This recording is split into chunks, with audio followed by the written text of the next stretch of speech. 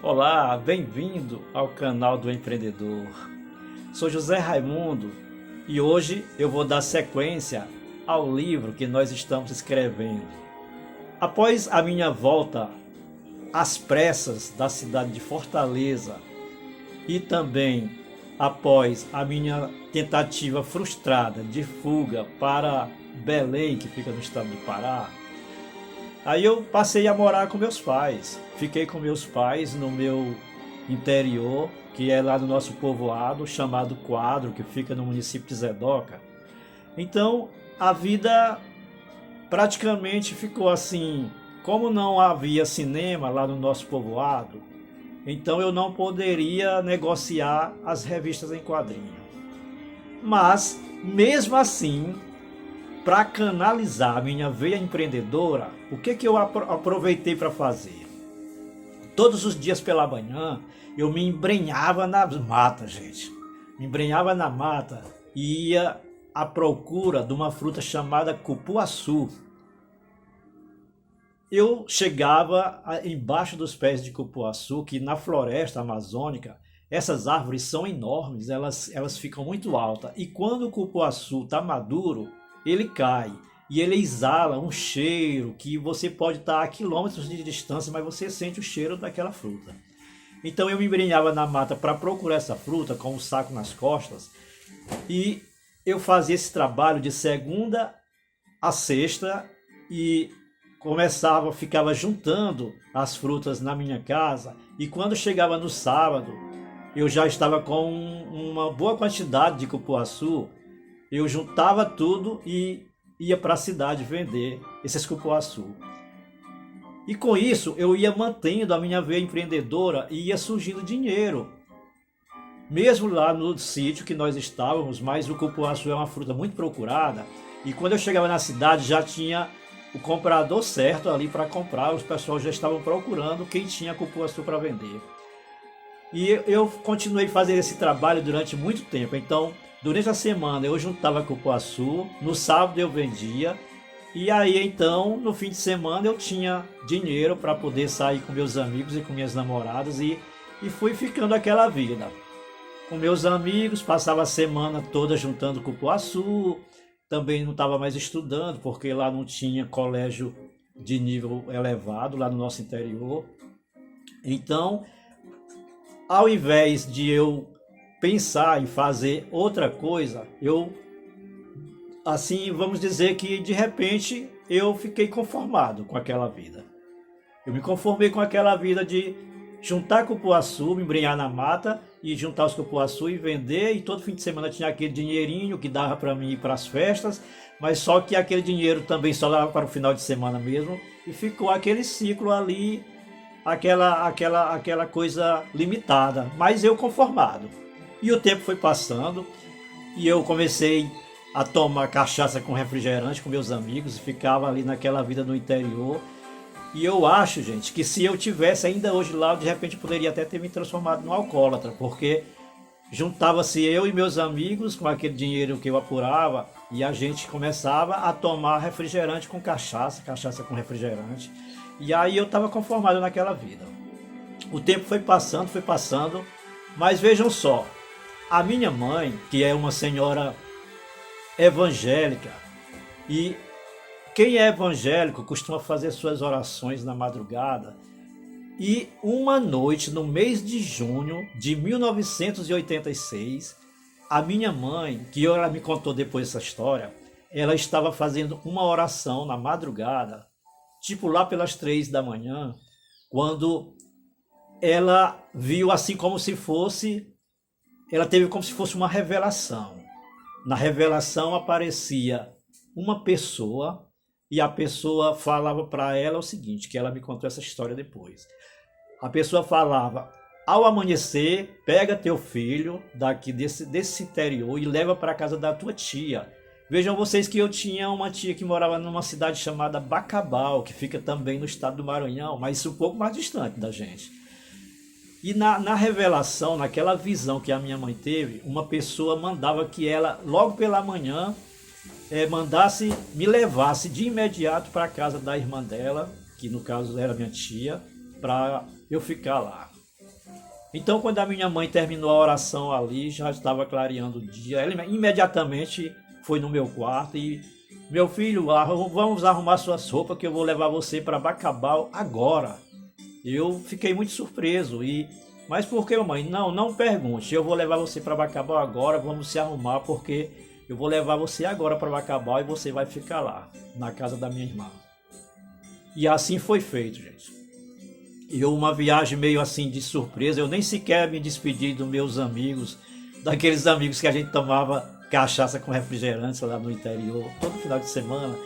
E aí acontece que foi a viagem de surpresa e nós fomos direto rumo a Bacabal.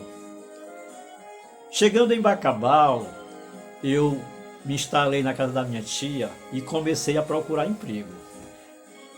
Eu comecei a procurar emprego e eu lembro como se fosse hoje, gente. Eu fui passando na frente de uma fábrica de açúcar. Essas fábricas que fazem açúcar, da cana de açúcar, né? E eu olhei a plaquinha assim, temos vaga. Quando eu olhei a placa temos vaga, fui lá e me apresentei e fui direto para a entrevista e o encarregado disse, nós temos vagas. Agora nós temos vagas, o nosso trabalho é o seguinte, eu perguntei qual seria o trabalho. Ele disse, o trabalho consiste em você ficar ali na boca da máquina esperando o saco de açúcar encher. Quando enche o saco de açúcar, você pega esse saco, leva para o pátio, para de lá e para os caminhões para seguir viagem. E assim realmente eu aceitei o trabalho. O trabalho consistia justamente disso. Eu ficava esperando, na hora que o saco de açúcar ficava cheio, eu tinha imediatamente que botar nas costas, já tinha outra pessoa aqui na minha fila atrás de mim, já esperando para encher o próximo saco. Era uma fila de funcionários, porque a máquina não para, né? Enchendo ali os sacos. Gente, foi um trabalho bom. A experiência foi boa, mas foi uma experiência muito dolorida, foi um trabalho muito duro. Eu digo a vocês que eu não era muito acostumado assim pegar um saco de açúcar com quase 50 quilos para botar nas costas. E eu digo para vocês que no início tudo bem, o trabalho começou às 7h30 da manhã, no começo tudo bem, mas à medida, eu digo para vocês que nós fomos pegando o saco de açúcar, é assim, à medida que você vai pegando o saco de açúcar, as minhas costas foram sujando de açúcar e foi se transformando assim no mel. E esse mel chamava abelhas, maribondo, e à medida que eu jogava o saco de açúcar, sempre tinha uma abelha ou duas ou três que ficavam embaixo do saco e elas me picavam na hora que o saco de açúcar batia em cima delas. Olha, eu saía quase que caindo com o peso do saco e com a dor das picadas das abelhas aqui. E eu digo a vocês que esse trabalho eu só resisti. O trabalho começou às 7h30 da manhã, pois eu só resisti até às 10h30. As minhas costas 10h30 estavam inchadas. À medida que as abelhas iam picando, as costas também iam inchando. E eu imediatamente, 10h30, chamei o encarregado que havia me contratado e falei, meu amigo, falei para ele que não dava para eu conseguir aquele trabalho, para eu continuar o trabalho, porque as minhas costas estavam inchadas e tão dolorida, eu estava já até febril, de tanta picada de abelha e maribondo. Então eu desisti, fui para minha casa, na verdade para a casa da minha tia, e fiquei me recuperando, gente, durante uma semana, literalmente de cama. Na verdade, eu não conseguia, olha, para você ter uma ideia, eu não conseguia, à medida que foi passando o tempo, o corpo foi ficando mais inflamado devido às picadas da abelha, eu não conseguia nem sequer sentar. E a coluna também, devido aos pesos do saco de açúcar, eu não conseguia sentar, eu tinha que dormir só de bruços, porque eu não podia dormir de costas, porque as costas doíam demais. Eu fiquei uma semana, eu sofri, porque quando eu ia tomar banho, eu tinha que tomar banho, tudo bem, mas na hora de fazer as necessidades, o número 1 e o número 2, eu era obrigado a fazer em pé, porque eu não conseguia me sentar. Mas foi uma experiência boa, foi um trabalho legal, porque foi justamente já que eu tinha chegado na cidade naquele período, então eu fiquei uma semana me recuperando. Essa semana serviu para eu me recuperar bem. Eu lembro que enquanto eu estava me recuperando ali naquela semana, estava justamente passando a Copa do Mundo de 1986, que o Brasil, inclusive eu ainda lembro como se fosse hoje, o Brasil foi para as quartas de final e ele foi eliminado pela Argentina naquela Copa, na Copa de 1986. Mas aí passaram a semana e eu ligava sempre a televisão, o rádio para ver se aparecia anúncio de emprego. E enquanto eu me recuperava, eu estava justamente ouvindo uma rádio FM quando ouvi um anúncio. Precisa-se de pessoas para trabalhar com vendas externas. Os interessados devem procurar o senhor Oséias no edifício Brasilar. Veja que esse edifício é um edifício que ficava no centro da cidade. Eu imediatamente anotei o endereço, já estava me recuperado e tentando, já terminando de me recuperar. Quando eu me recuperar totalmente, eu vou me formar desse emprego. Logo que eu me recuperei, pessoal, eu procurei o edifício Brasilar, procurei também seu Oséias, que era, no caso, o dono da empresa lá que estava contratando, e procurei me formar. Então ele disse, eu vou explicar na reunião. Ele fez uma reunião com todos os candidatos que apareceram lá para esse trabalho, e eu estava no meio. Na reunião ele disse, gente, o trabalho consiste em você todo santo dia visitar 20 casas, visitar 20 clientes de porta em porta. O trabalho é para você trabalhar de porta em porta, vendendo livros, enciclopédias de porta em porta, todos os tipos de livros, dicionários, enciclopédias, bíblias. Então vocês vão trabalhar de porta em porta e o trabalho eu quero que você visite apenas 20 clientes por dia. Você visitando 20 clientes por dia, mostrando o seu trabalho, divulgando bem o seu trabalho, isso é o suficiente para você ter um bom salário no final do mês. Então eu disse, só preciso fazer isso? Ele disse, então eu lembrei do peso do saco de açúcar e disse, aí para mim é moleza. Só conversar, contar minha história, falar desses livros para os clientes, sem pegar aquele saco de açúcar, para mim é moleza, eu tô dentro, eu aceito esse emprego. Então ele disse, pois a partir de hoje você é nosso funcionário. Você começa amanhã. Aí eu expliquei para ele que eu morava com minha tia e tal, aí na hora da entrevista, e comecei aquele trabalho. Mas olha, gente, aí está o resultado, graças a Deus, da revelação que a minha mãe teve. A partir daquele primeiro dia de trabalho, eu comecei a chegar na casa do cliente, eu me sentia tão bem conversando toda hora com uma pessoa diferente, com um cliente diferente, e falando do livro. Aí eu comecei a agradecer a Deus, esse aqui é meu lugar, porque não tinha picada de abelha, não tinha o mel, o peso do açúcar nas costas. Então, eu no primeiro dia já comecei a vender, no segundo dia também, e aí fui evoluindo, dia após dia, aí então satisfeito. E a partir daquele dia, eu disse, esse aqui é o meu trabalho. E eu cada dia mais me dedicando. Mas vejam que, como nem tudo são flores, a vida, justamente por isso que é interessante, porque a vida é feita de momentos, tem os momentos, tem os altos e baixos, tem os momentos de alegria e tem os momentos de dores também, não é assim a vida? Então, eu morando com a minha tia, eu visitava os clientes durante o dia, mas lá minha tia tinha os meus primos, que tinha rapazes e moças, que eram os filhos dela.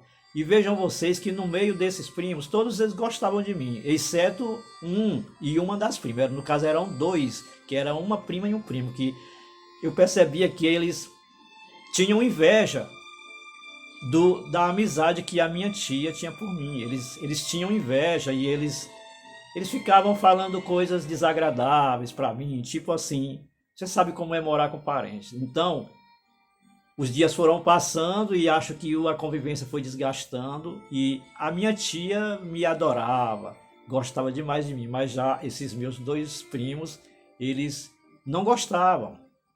E o tempo foi passando, né? Foi passando e eu fui ficando ali mesmo sacrificado, mas um certo dia meu patrão observou que eu estava assim um pouco para baixo e ele, José Raimundo, aconteceu alguma coisa? Aí eu comecei a explicar. Seu Oséias, é porque eu moro com a minha tia e no meio, lá na casa, tem uma prima minha, que é uma das filhas dela, e um dos filhos, que não gostam de mim. Portanto, eu não estou me sentindo bem.